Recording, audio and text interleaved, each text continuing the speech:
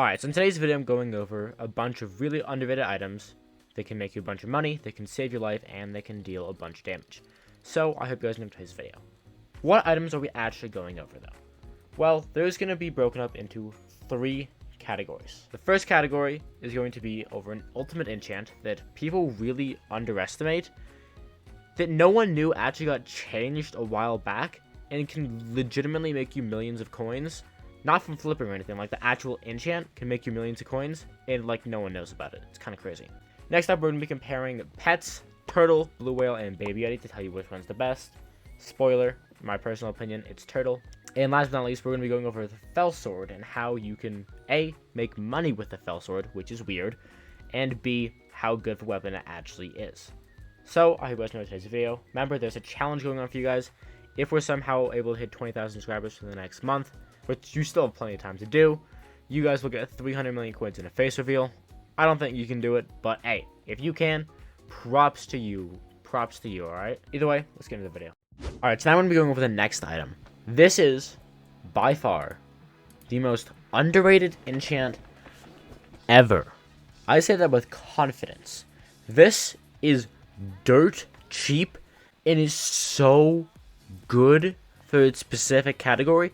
It's underrated by miles. Probably thinking, okay, what enchant is this? First, it is an ultimate enchant. Not many people know about this change, and I'm going to be proving why it is so good.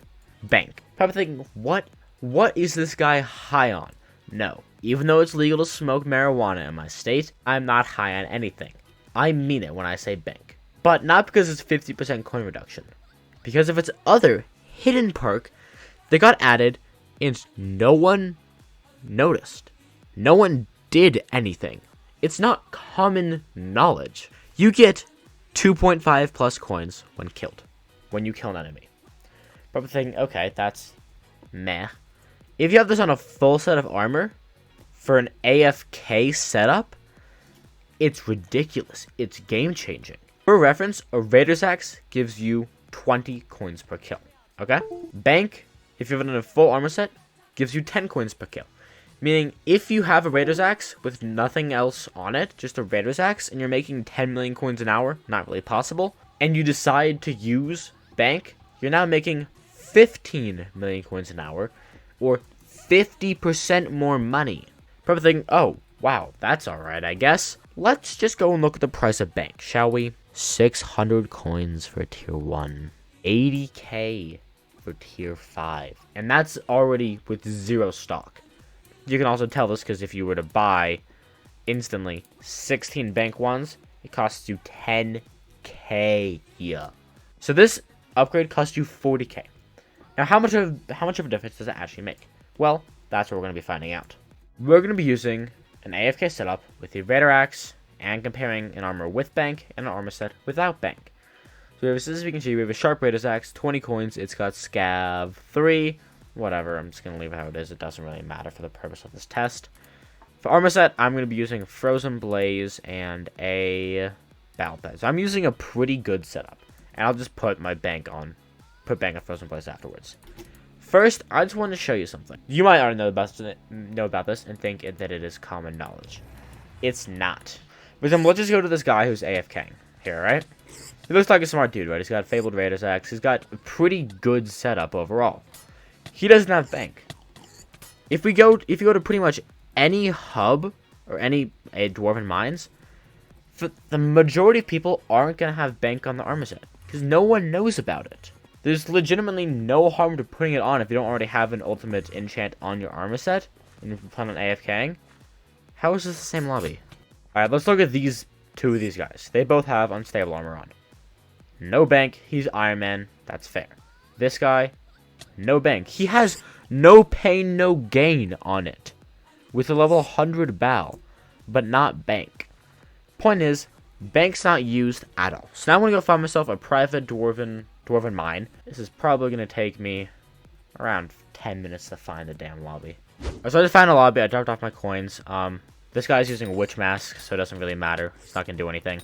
We're going to start the AFK now and see how much money you're able to make without bank, and then we'll see how much money we're able to make with bank. Alright, so the 10 minutes just ended. Now, the most important thing to realize first is the coins in the purse. I have 41,000 coins in the purse. Now, we can sell our goblin eggs. Oh, I don't want to sell my bank books. We can sell our goblin eggs and everything else to get more money. But the really only difference the bank's going to make is on the coins in your purse. So, I'm still going to sell it because it's free money. But it doesn't matter. Because bank only gives you coins per kill, which would have coins in your purse. So, for the 10-minute test, we have 41,000 coins in our purse. Now let me go and put some bank on my armor, and we'll do this again, and we'll see how much coins are in our purse after the end of 10 minutes. Now, something I do need to say, this is still influenced by RNG. Goblins do still drop coin pouches, but that's life. You have to deal with it, alright? Alright, so now we have bank on our armor set, bank 5 in every single piece, and we're going to start the 10-minute timer now. Just make sure I drop off all my coins. Alright, let's start the 10-minute timer. I'll cut back as soon as we're done, and we'll see the difference. Alright, so the 10 minutes just finished up with the Bank 5 armor set, and we got a lot of stuff. We got a lot more pieces of armor, we got more goblin eggs. Overall, this was just better. Some of it was because of RNG, though. So first off, let's talk about the thing that is really the difference between these two. The coins in purse. Everything else, even the coins in purse, can be semi-RNG. Everything else is 100% RNG and has literally nothing to do with bank. But in the previous clip for 10 minutes we AFK'd, we made around 42,000 I believe, and now we're around 41,000. So it makes 50% more, which is really good considering of how cheap it is.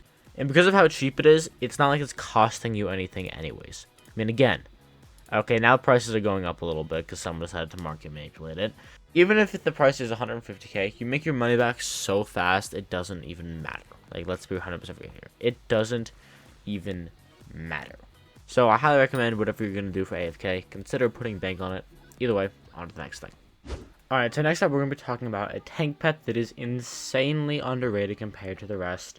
Cheap, and it's also very, very good. This is the turtle pet. I'm going to be comparing it to a blue whale and a baby yeti of basically the same level. Yes, the blue whale is not quite the exact same. It's fine. We're comparing it to using different armor sets and to tell you which one is actually, better. First, how much did each of these cost? We can look and see what I bought every single one of these for. I bought a level 90 turtle, no pet candies, all of them are 0 pet candies for 20 million coins. Blue whale for 25, and baby yeti for 39. So these are all pretty expensive pets at level 90, but turtle pet is by far the cheapest, sharing the spot with blue whale, and baby yeti is incredibly high. So now what makes all of these pets good for, well, defense? First, baby yeti. Its main advantage is ice shield, which at level 100 you gain 75% of your strength as defense. Next up, we have blue whale. The biggest part is the last two, bulk and Archimedes. Bulk, you gain at level 100 1 defense per 20 max health, and you gain 20% max health. Kind of makes sense why it's good. Its first perk's really bad. Turtle pet. This one's interesting and my personal favorite. Turtle tactics. Gain at level 100 30% increase of defense.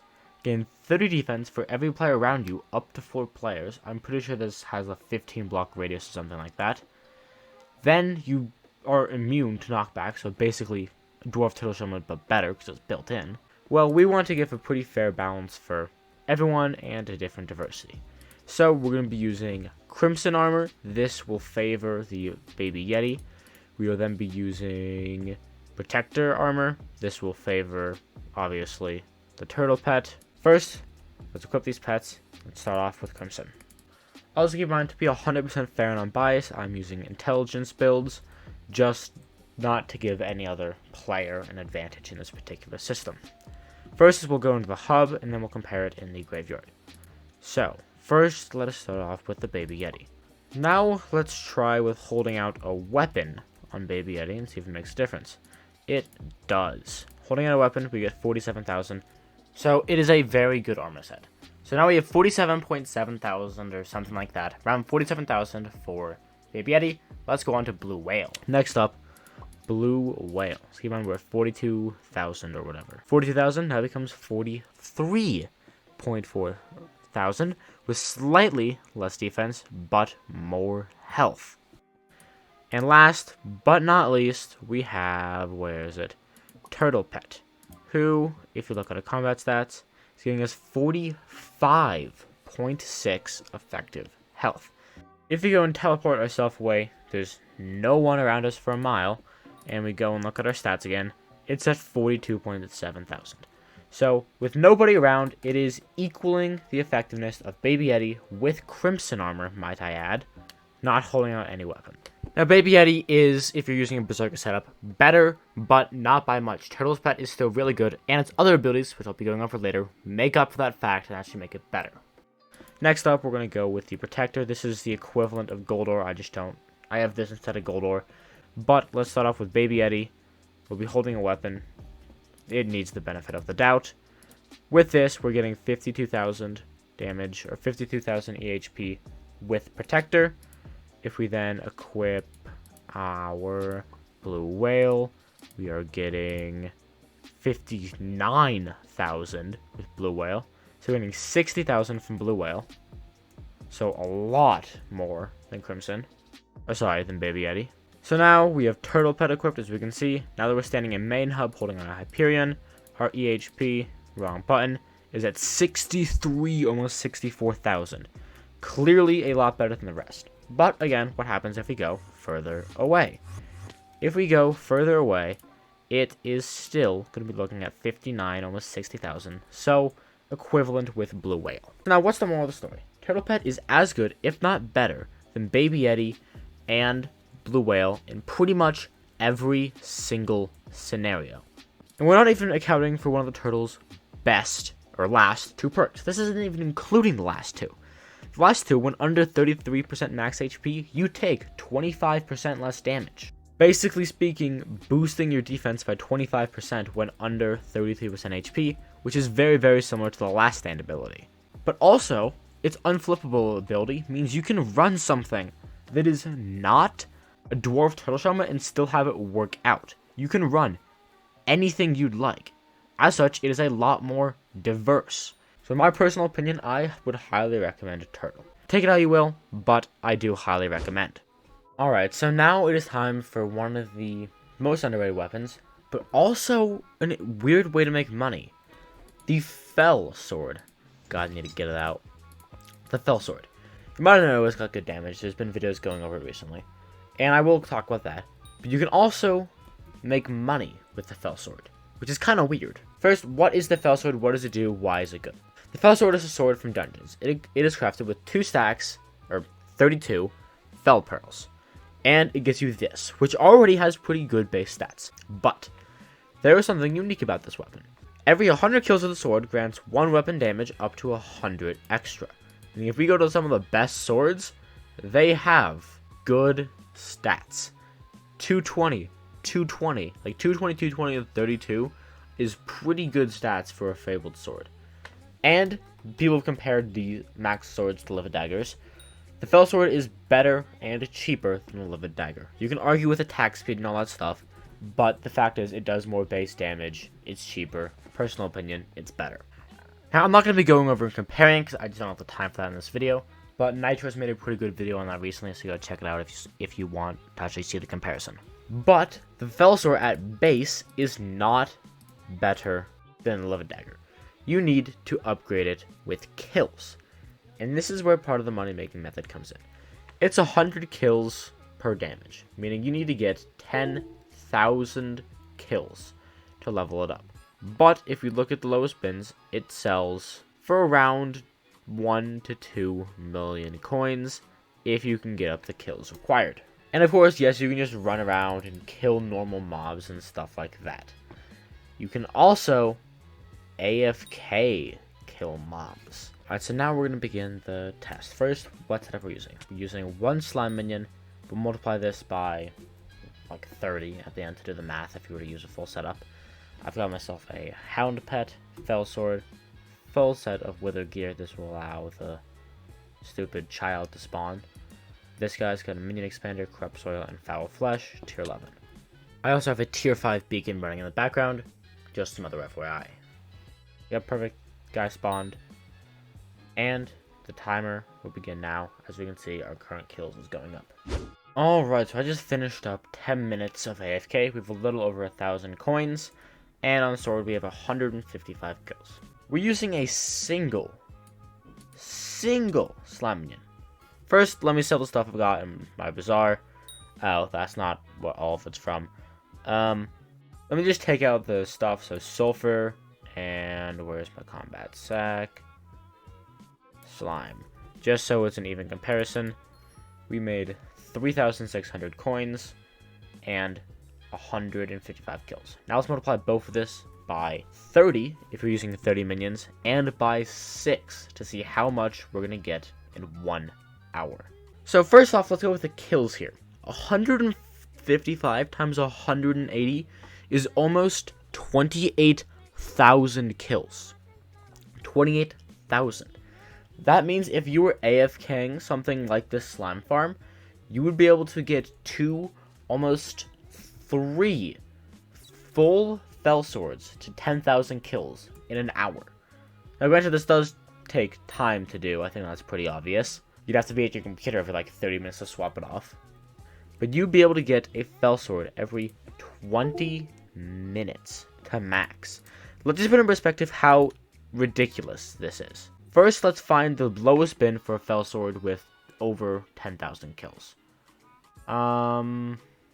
Looking. We got something right here for 1.2 million coins. Now, yes, it does have stars on it, but the average cost is 1.2 to 2 million coins for a full fell sword with 10,000 kills. You can get one of these every 20 minutes, meaning if you were to theoretically get on every 20 minutes to swap out fell swords, you'd be looking anywhere from 3 to 3.5 million coins an hour from fell swords alone from AFK.